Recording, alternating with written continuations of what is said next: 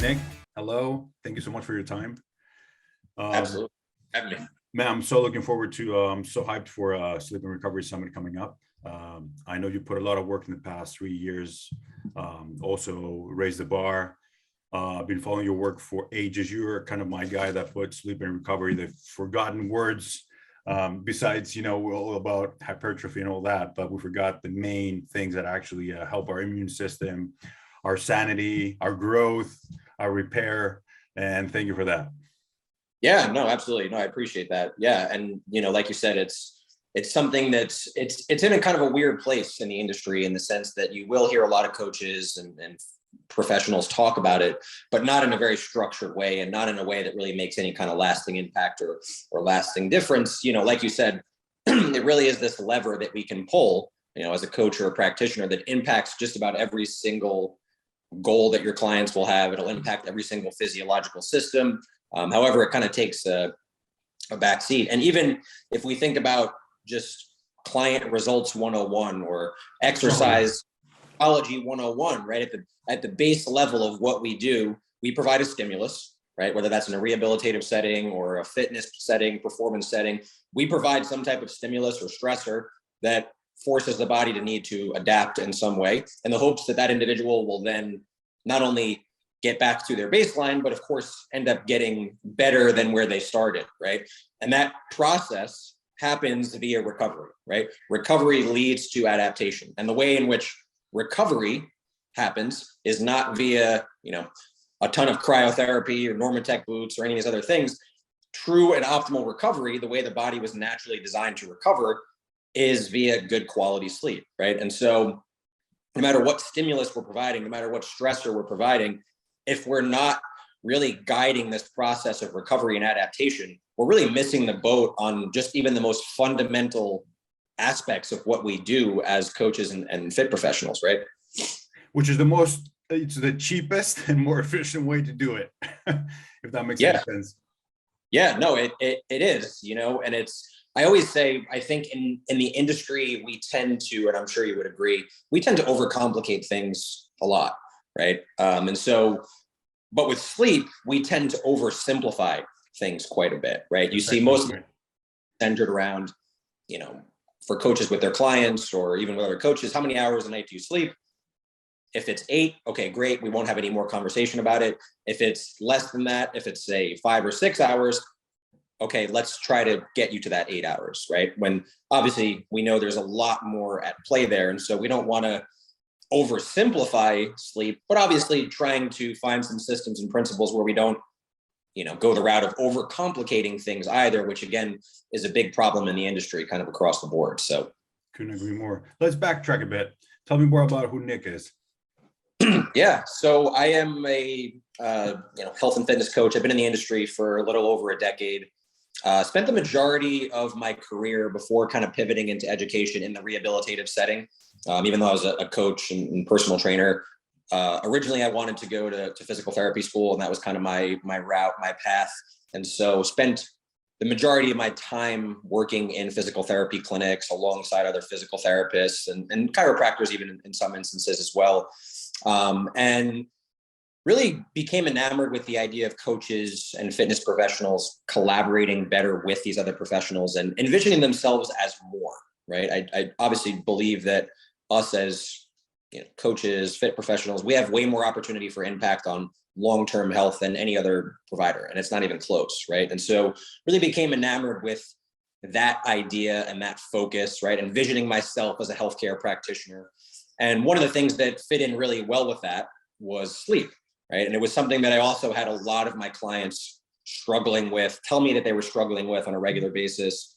I was also, looking at the rehab outcomes that we were seeing, right? Why were some individuals getting better quicker than others, even though they were doing a lot of the same interventions? They were, adhering to the program. And sleep was something that continued to come up time and time again that impacted these rehab outcomes, quite significantly. We were seeing the people that had slower outcomes are often those who were struggling with sleep. And so kind of led me down the path of wanting to take a deep dive into sleep. And what I realized was that there isn't really a lot of good resources to go and learn about sleep and recovery, right? If I looked at what I did for myself, it was a lot of, trying to read books, reaching out to individuals, sifting through research, and then just kind of putting things into practice with my own clients and kind of anecdotally seeing what worked and what didn't work, what was getting me. Exactly. Yeah. And, that led to kind of more of an eye-opening moment within the space of education of, this is obviously something that's incredibly important, but if you're a coach or physical therapist or practitioner that wants to go and learn about these things, there isn't really a good, or wasn't really a good comprehensive resource in one place. And so, that's been kind of the focus for me over the last couple of years, is hopefully bridging that gap a little bit and providing more of that practical sleep-based education. Let's go practical then. Let's talk about sleep, baby. Let's go through what sleep is. Like, what were we missing? What were you missing all these years that you were saying that there was nothing practical, and now we've got actually a guide, which I've seen your course, and it fascinates me, all the work you put in. Yeah. So, again, if we look at kind of where, firstly, let's look at just the sheer amount of people that are struggling. And that kind of demonstrates that we've missed the boat, right? Depending on where you are in the world or what statistics you look at, it's anywhere from a third of the population to half of the population that are struggling with sleep on an ongoing basis. And that number can be even higher, or that percentage can be even higher if we kind of loosen the criteria for what it means to actually struggle. Does that mean you can't fall asleep, you can't stay asleep? What about the individuals that are operating below their baseline and are just not getting, good quality sleep on a regular basis? And so, just looking at how many people are struggling, we see that we've missed the boat, right? We haven't been able to help a lot of these individuals. And that's for a variety of different reasons, for a variety of different problems. The first, if we look here in the United States, there are only 7,500 sleep physicians available. And a lot of those, to be honest, have a pretty outdated methodology or way of viewing things, right? So if we think, let's say, even if it's a third of the population that's struggling here with sleep, let's say that's 100 million or over 100 million, and there's only 7,500 sleep physicians, right? Like that. It's not going to happen. Pretty big discrepancy, right? Pretty big disparity there. And so we look at where individuals will often turn. They might go to their primary care physician and they'll get prescribed a sleeping pill. And we can talk a little bit about those and some of the pitfalls there. And then the other thing that's become very popular in the industry, and where I see a lot of coaches, try to impart their level of impact, is a sleep hygiene list. We've all seen them, the top 10 sleep tips, top 7, whatever it might be. And more often than not, the things on this list are great, right? And they will help somebody. However, if we put our coaching hat on and we think about this from the context of really any other variable, right? If somebody came to work with Rocco from an exercise standpoint or a nutritional standpoint, right? And you just gave them a list of the top 7 exercises and told them, here's what I want you to do and go have at it, right? Probably wouldn't be very successful, and they wouldn't really be clear why they hired you as a coach in the first place, right? Because there's no individuality to that. There's no context to what they are actually struggling with. And so we see that as I saw that as kind of this gigantic void, in the sense that sleep really should be coached just like anything else, meaning there should be an assessment process and a screening process that's specific that then helps you identify where you can focus on, right? And again, in the same ways that we do for exercise, for fitness, for nutrition, right? There has to be a starting point, and there has to be where we're hopefully, looking to take people, right? And so that's kind of the biggest void, and where we're kind of missing the boat, and where I've tried to create a system, right? A system of, again, how do we assess and screen, and then how do we practically coach individuals based off of that? What are the major pitfalls you've seen from all that kind of quick fix spine hygiene? Yeah, they've created a lot of problems in the industry that kind of perpetuate this oversimplification of sleep, like I talked about, and this mentality that a lot of individuals will often have, where they don't see the value in working with a coach or a practitioner around sleep, because it's been something that has been framed as, you can solve with a product or a supplement, or, like you said, some type of quick fix, right? And so the industry as a whole has over-focused on these things. And you can't necessarily blame these products and these supplement companies and all of these services, because they know millions of people are struggling. And if you have a sleep product, what are you going to do in your marketing, right? Of course, you're going to try and capitalize on that. So from a business standpoint, I completely understand it, but it certainly doesn't help the greater problem, right? Another problem kind of pivots off of this is a lot of what is communicated in terms of sleep and its importance and how much we know comes from research. It comes from people in the field of sleep science, right? And that's great because they've done a lot of things that teach us just how important sleep is for every aspect of health and well-being. They promote awareness, but there's really a disconnect between the world of sleep science and coaches like us that are in the trenches working with people on a day-to-day basis. Most of what they're communicating is, again, what happens when you don't sleep, right? All the deleterious effects and negative impacts of not sleeping the amount you should, right? And that gets them funded more research. It gets them selling more books if that's what they do, right? But it doesn't necessarily help people on the micro level on a day-to-day basis. And what it ends up doing is actually promoting more stress and anxiety for individuals, right? Because the other aspect of sleep that is very different is that you cannot will yourself to better sleep, right? Exercise and nutrition, we obviously know there's a great amount of will involved, right? Forcing yourself to go and work out when it's a day you don't necessarily feel like it, having the willpower to resist certain foods, all these things that there's a level of will attached to. Sleep is the opposite, right? It's about surrendering that will. It's about kind of letting go.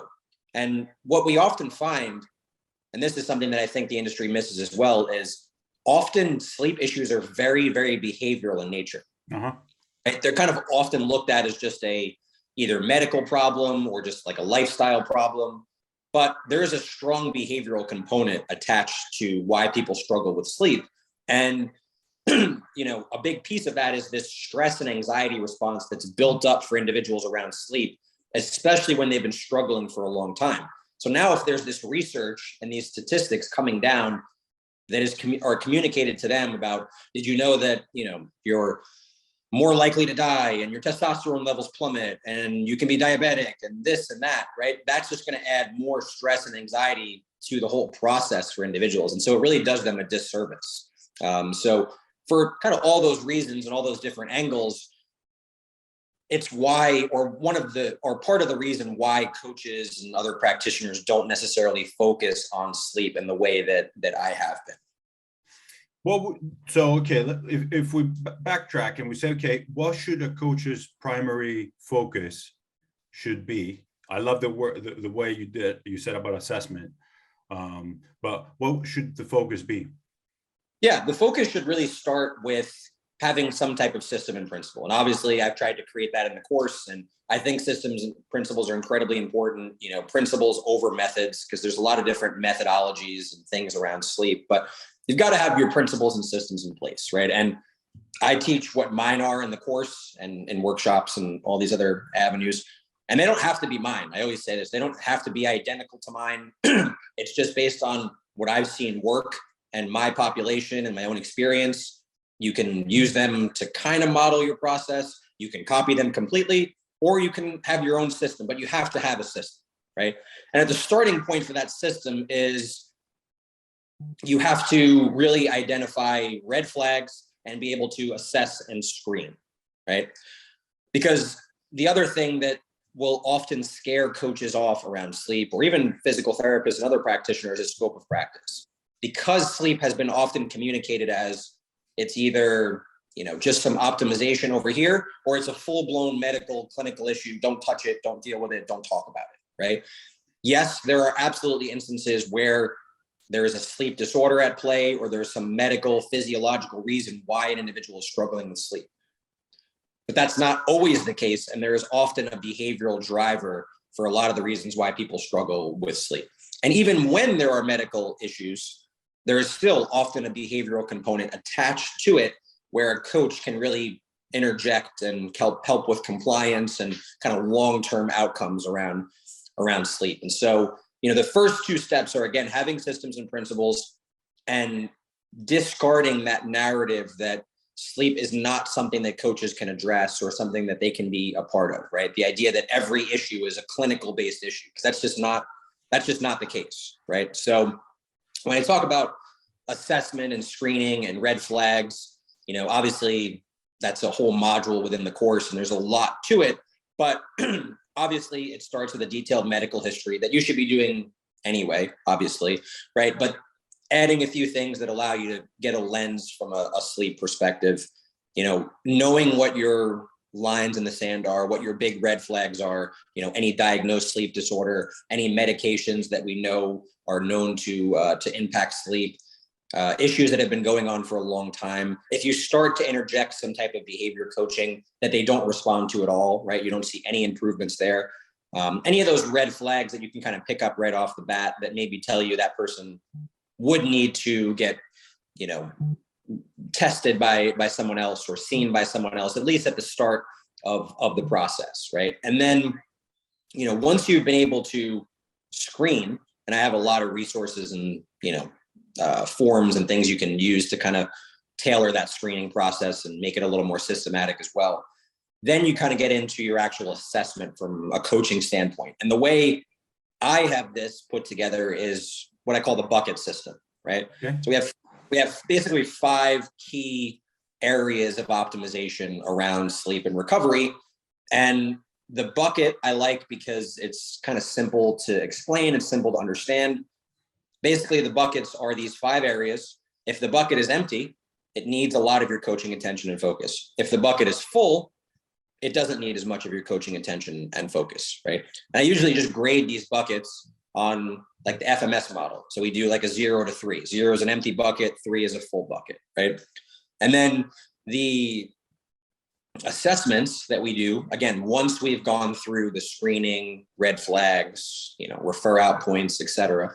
Once we get into the assessment, it's identifying where people stand in these buckets. Where does the attention need to go within these buckets? And then the actual coaching process is focused on filling those buckets, the buckets that need to be filled. Assessment. That's why it's, and as you said, principles, because as I said, you can have your own opinions, but you cannot have your own facts. And my whole thing about sleep started, with the 5 a.m. clubs. Oh, sleep is for wimps. And, everybody played their own role, but it was really funny when they said, oh, the more successful people don't sleep much. You see, this guy goes out of the gym at 4. And I'm like, yeah, he's in bed by 8 p.m. Right. So, yeah. Those people, there's a couple things, right? The first is, yes, you can still be successful, maybe in spite of deprioritizing sleep, but there's a level of long-term outcomes that they may potentially suffer because of that, right? And so the other thing is they might have even been more successful and even in a shorter amount of time if they had actually prioritized sleep, right? We know that sleep makes you more creative. It helps you focus more. It makes you more productive, gives you more energy, right? So they might have been even more successful because a lot of people operate below a level of baseline that they should be, or that they think is normal. The other element too is if you look at incredibly successful individuals that are now maybe, decades or years into their process, whether it's, Jeff Bezos or Bill Gates or whoever you want to look at as somebody who's a billionaire and uber successful, they'll tell you that they wish they had prioritized sleep earlier and that they do prioritize sleep now, right? This has become kind of more common ground. So this idea that you have to sacrifice sleep in order to be successful is just not true. What's the case regarding the aspect of when we actually talk about sleep and physical activity? Because I want to go through the nutritional part and the pharmacological part that we talked before. The nutritional part, we know that specific foods can actually help or actually disturb our sleep. What's your case and what's your opinion on that? Yeah, so this is an area that's a bit difficult because if we look at kind of the nutrition industry, right, there's a lot of extremes, we'll say, right? It's, low carb or eliminate carb or higher carb or, right, whatever the focus is. And there really isn't a universal answer within any of those options. Some of them will give you more deep sleep and then seem to suppress REM sleep a little bit, and be the opposite of that, right? And so I think the take-home message within that, and it's kind of the take-home message that I always try to communicate around nutrition in general, is that balance is the key, right? Somewhere in the middle where you're not on the extreme of any macronutrient is really the answer around sleep, right? So none of the extreme approaches to sleep are going to give you improvements in quality across the board. But if you find some middle ground, good nutrient density, good balance, that's going to be really the way to go. And that's obviously not the sexy answer, and it's not the surprising answer or anything like that. But that really is the case, because again, based on research, the extremes give you, so if you're sacrificing carbs, it'll give you improvements in this area, but take away improvements in the other areas. So, in terms of the extremists, none of them are going to give you kind of what you want. I think more of where, people need to focus around that they kind of have wrong right now is the timing aspect. Yep.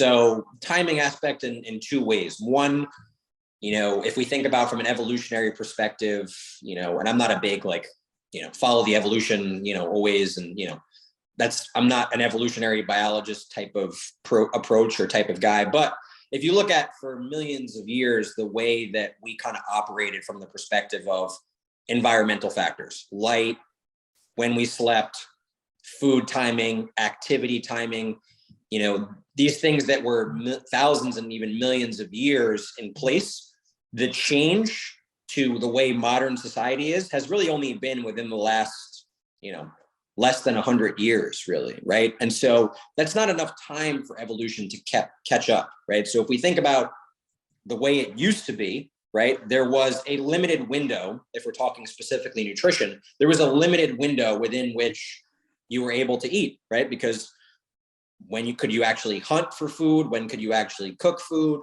And when you could actually eat it, was it light out, right? So there was a limited window. And now, there's anytime. If you follow, Dr. Sachin Panda, who's great to go and check out. He's got a great book. He always will say, we basically have the opportunity to eat, and people do eat pretty much for every second that their eyes are open, right? From the time they wake up to the time they go to bed. And so an ideal eating window should be around 8 to 10 hours within the day when you consume your meals. And we see people really in windows of 14, 16, even 18 hours, right? So it's a big, big discrepancy. And so from just an overall circadian health perspective, that's a big, big issue. And we see that impact health outcomes in a lot of different ways. And, within circadian perspective, obviously that's going to impact sleep a significant amount as well. And also within that, timing when it comes to sleep, we see individuals eat too close to bed. And one, you're not giving yourself enough time to digest. It elevates body temperature when you're digesting food or when you have food kind of being metabolized. So that works in the opposite direction of what you want for sleep. So it can impact ability to fall asleep, to get more quality sleep. So those are kind of the two big areas to really kind of look into and think about. There's another part that's I want to talk to you about, but I want to talk regarding the aspect of, we see nocturnal hypoglycemia now, and people are not diabetic, and you see how that can have a massive impact in their sleep because, 2 a.m., 3 a.m., eyes are open, it's like, what's going on? And, or they want to go pee, use a loo. And they think, oh, I had to go use the loo. And it's like, no, mate, like it's because you created kind of an imbalance in a way that you had to wake up. We see that with physical activity, right? Because we see that people, they finish late from work and they're like, oh, I need to add another stressor now. So I'll do a quick hit around 8, 9 p.m., which, tell me if I'm wrong, you just switch melatonin, you inhibit melatonin because you actually are not in that kind of aspect of needing it. And then you try to go to bed and it's 1, 2, 3 a.m. and you're still struggling.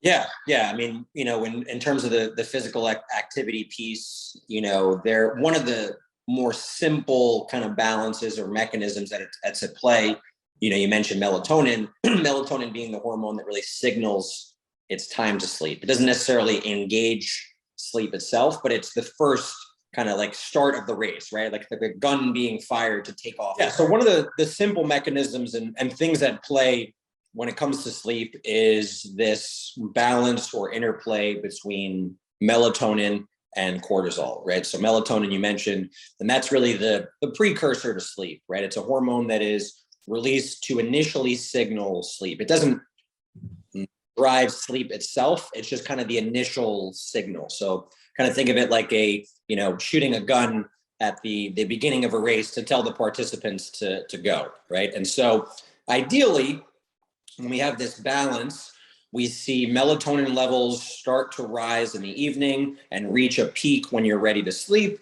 And we see at that point cortisol levels being nice and low. And then in the morning, an hour, 2 hours before you start to wake up, you see cortisol levels start to drive up. Melatonin levels are going in the opposite direction, right? And this is, again, kind of an oversimplification, but that's the ideal balance that we're looking at. And so obviously there are a lot of things that can, one, decrease the amount of melatonin that's being released in the evening. And there are things that will drive cortisol levels up. Either of those things will be to the detriment of sleep, right? So you mentioned working out too late. Obviously, working out is a stress driver. The cortisol levels increase. So that is kind of one of the reasons why, and body temperature is another element as well, right? I talked about that with nutrition. So, for those reasons, you definitely want to be mindful of timing when it comes to when you work out, when you exercise. One of the things I'll get as a pushback on that very often is, well, the only time that I can work out is at night. So you're saying don't exercise? No, of course I'm not, right? There's always, if that's literally the only time that you're able to exercise and the only time you'll be able to get physical activity, we obviously know physical activity is just as, if not more important for health and well-being as well. So yes, in that instance, what you really would have to do is prioritize quality over sleep duration. And this kind of segues into another conversation that I find is really valuable because it's some other area that we've kind of missed the boat on. There is an over focus of sleep duration in the industry and in how people communicate about sleep. And, this 8-hour myth or 8-hour, perpetuation that's kind of put out there, it creates a few different problems. The first, if we just look at this, there is no one duration that I can recommend for everybody in every situation, right? We are different genetically. Yeah. What we do from an activity standpoint and a hormonal standpoint, everything is very different. So to say everybody needs exactly 8 hours of sleep, right? Just not the case, right? If you have activity demand, right? If you look at people like Roger Federer or LeBron James or high level athletes that will advocate that they do sleep 9-10 hours, the reason for that is they have to meet the recovery demand, right? And this is a good example of why we should prioritize it as an exercise professional. If you're adding exercise for people, right, you have to meet that recovery demand, right? So some individuals will require more, and it's really context dependent. So, that 8-hour myth and focus, again, just kind of loses sight of the individuality, that exists, right? The other problem is that going back to that stress and anxiety response around sleep, if individuals are solely focused on that, if it's a situation where they're not going to get that, stress and anxiety builds up more into the process, right? So it creates a lot of pressure for people to try and always achieve that 8 hours. And then kind of the last piece, and it kind of goes segueing from what we were talking about for that individual who's working out late, it forces people into bed when they're not physiologically ready for sleep yet, right? So the exercise is one example of that.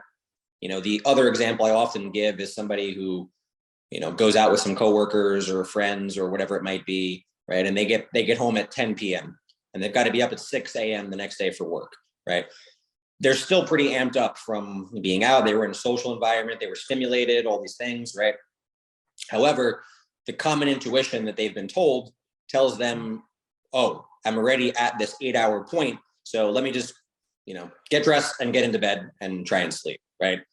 obviously we know more than likely that person is not going to fall asleep, right? So they're not going to get 8 hours anyway.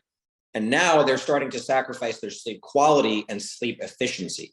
So sleep efficiency is an important metric that is the percentage of time that an individual is asleep relative to their time in bed, because habits form, associations form. And so we don't want to have an individual just lying there unable to sleep. That can create more of a chronic issue for them. And so in those instances, they'd be better served to kind of wind down, do the things they need to kind of dampen down their autonomic nervous system, even if it means they're only getting, 6.5 or 6 hours of sleep.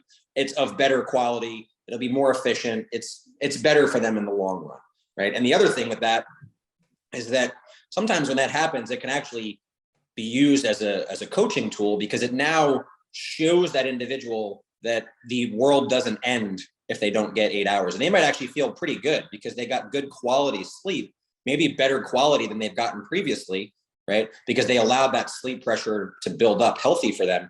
And they now realize, oh, I only got 6 hours last night, but it was a better quality. And if I don't get 8 hours, I can still function. I can still be productive, right? It's not the end all be all, right? It's not this all or nothing mentality of 8 hours success, not 8 hours, no success. Yeah. Which adds another behavioral stress. Exactly. And what we find with, again, sleep issues, when we talk about a lot of chronic issues, it's these things perpetuated over time, right? It's stress and anxiety perpetuated over time. It's the associations that form perpetuated over time. And would you actually see, because, we talk about sleep cycles, right? From non-REM 1 to REM, and then here we go again.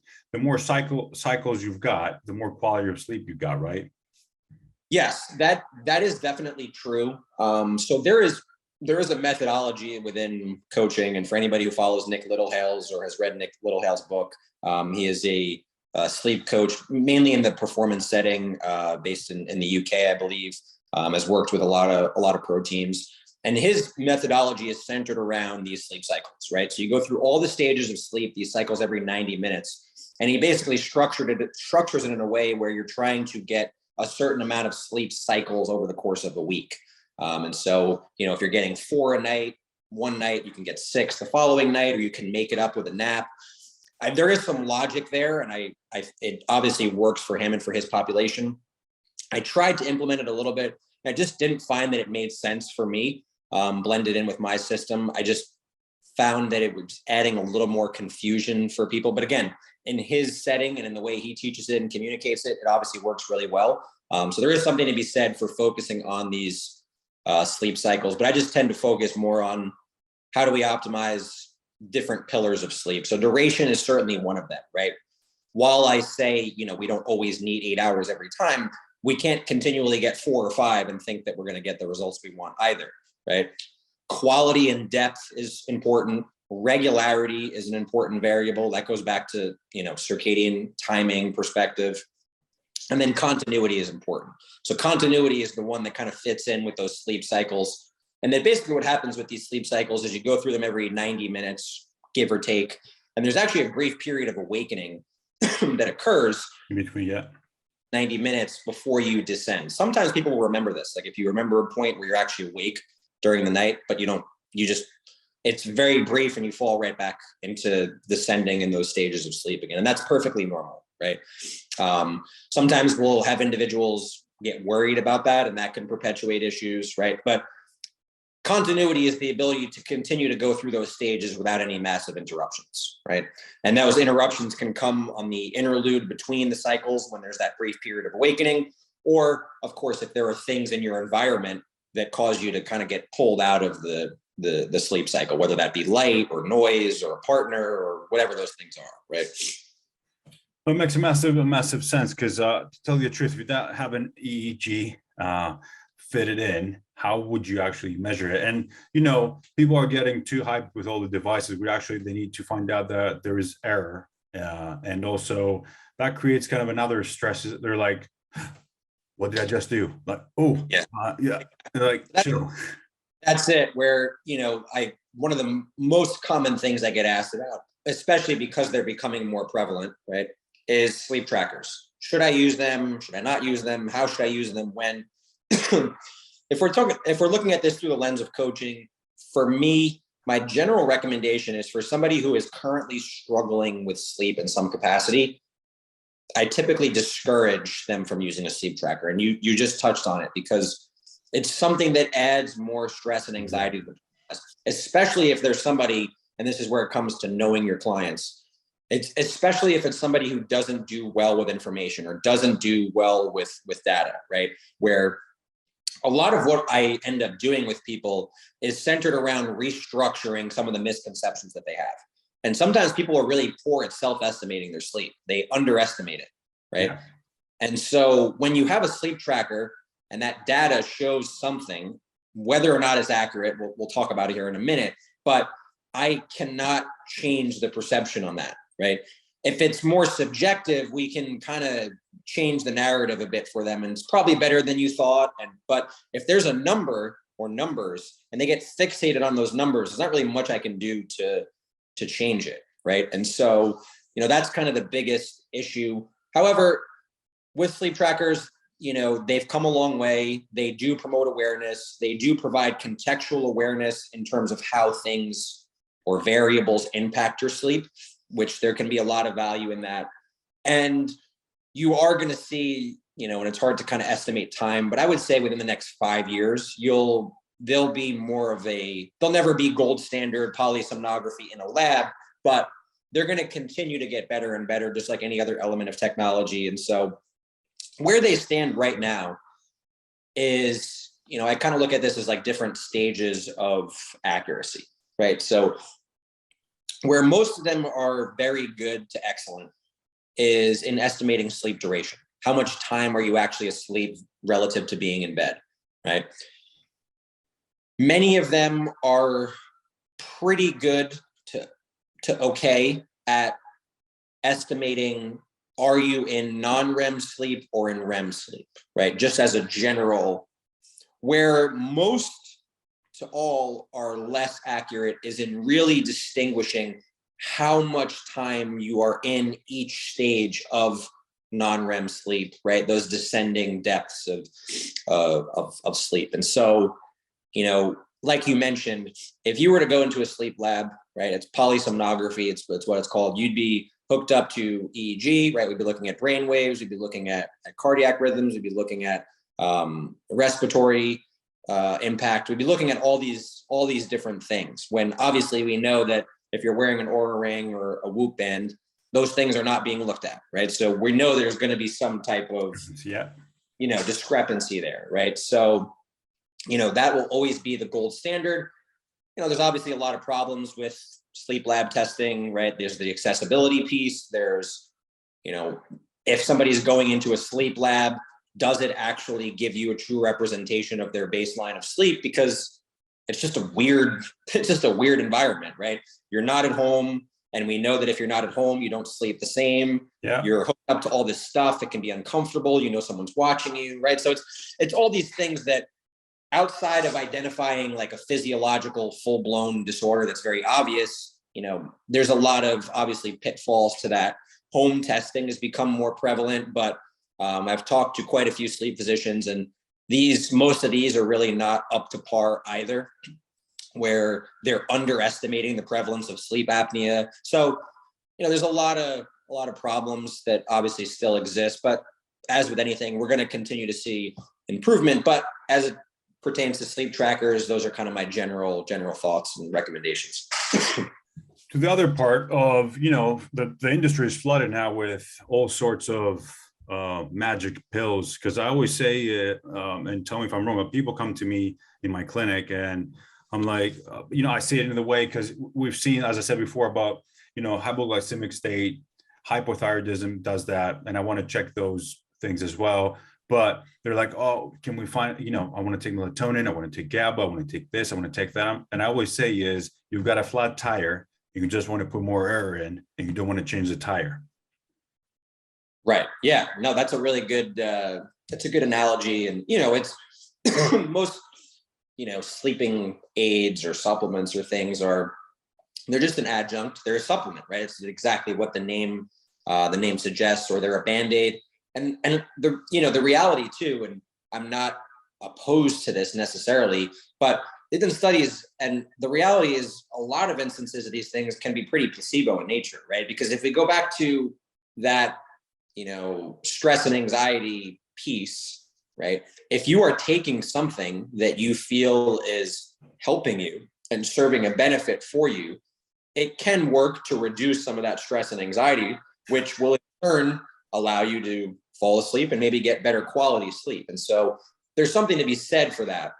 It's, of course, the problem when an individual is using that as a crutch, and when they're viewing it as that is their sole option, where if I don't take X supplement or X pill, I can't sleep, right? Where they don't feel like they can physiologically generate it on their own. And obviously that's a big problem. And that's one of the problems that we see with even prescribed sleeping pills. And obviously that's kind of a different conversation because there are kind of other nuances to that. But, within the product and supplement space, yeah, it's exactly that. They should just be an adjunct to the process in certain very specific situations. What would be let's say the three things, if you could press the delete button on Google, which would be the three things you want to delete on Google about sleep? That's a really good question. I guess I've never kind of thought about it that way. I would say we've kind of touched on them already. I would say number one would be all the things that are out there around, 7 to 8 hours being the end all be all, right? Because again, sleep duration is important, and maybe there's something out there in the right context. But when all these articles and all these things focus solely on that sleep duration, then it, like we talked about, is doing a disservice to the bigger picture. And then, I guess it would be just at least what I would really want to do, actually, if I can kind of change the answer to this question. I don't think any of the things that are out there around sleep, when I talk about hygiene lists or products or something, I don't think any of them are inherently bad. And I don't think anybody has any malintent, right? It's just a matter of context and in the situation. So if I could make the changes in Google, it would filter where people are in their process to where at the initial point of it, if somebody's struggling, the results that they got allowed them to identify some of the behavioral perspectives first. Like, what are your perceptions, your misconceptions? How do you actually view this situation and where you stand in it? Excellent point. And then, you kind of go in and it would kind of continue on and give you more information that is dependent, to where you are. And maybe the only information that you got around melatonin was if you were, say, an older individual where we know your circadian rhythms are a little more blunted, right? And we know that can be beneficial, or you're about to travel across the world, right? We're going to be doing some workshops later this year.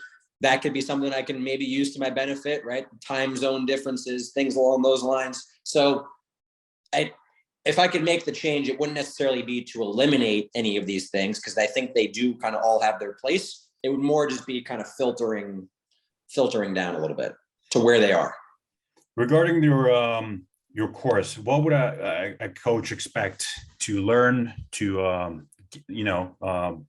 let's say, what's the structure, what would he gain, and how he would become a better version of him regarding as a sleep coach and recovery? So, the goal for the course was to make it as comprehensive as possible. So it's definitely going to be the most comprehensive resource that you'll find around sleep. And really what you'll walk away with is, firstly, you'll have a vastly greater understanding of sleep in general, right? From an anatomical and physiological perspective, how and why sleep issues occur, what's actually going on, how things interplay with other levels of health and performance and your physiological systems. You just have a deeper understanding of sleep in general. But more importantly, you'll walk away with a practical system to implement for your clients. Now, we've had hundreds and hundreds of coaches go through the program, and there are some where it's just adjuncting to what they already do. Find ways to implement it into what you already do, right? So taking some things that you can, and we talk about this in the course, that you can kind of condense and add to your existing assessment process. And then, of course, having some practical coaching strategies that you implement. Or maybe you're just doing a sleep orientation session for somebody when they're a new client, or a sleep check-in session, whatever it is. And then there are a percentage of people that go through the course where they actually create a, side business or separate stream of revenue centered around sleep coaching. And of course, that's not for everybody, but we talk about business and marketing perspective within the course, because the reality is this is kind of the ground floor of this opportunity. And there does exist an opportunity there, because we talked about it. Millions of people struggling, not a lot of sleep physicians, overprescription of sleeping pills. So there's not a lot of great practical, sustainable options for people. And so there's really a huge business opportunity that exists there. If you really stick with the model of the course that helps you kind of walk that line of scope of practice and all those things, you're going to be able to potentially, of course, set up a separate business around this as well. So perfect. Sign me up. Looking forward for the summit, Sleep and Recovery Summit 2022. And what's next? What's the plan? Yeah, so in the short term here is to get through obviously the summit, right, which I'll continue to host and continue to host other events. I have the course. Obviously, we'll do some kind of spin-offs of the course, some kind of subspecialties of the course, dive a bit more into the business integration side of things. But really the more primary focus for me here is, because it kind of got deterred, obviously, with COVID, is to do more in-person things. I love having the course, and I love the fact that the course is able to reach people all over the world without me having to leave and go anywhere. But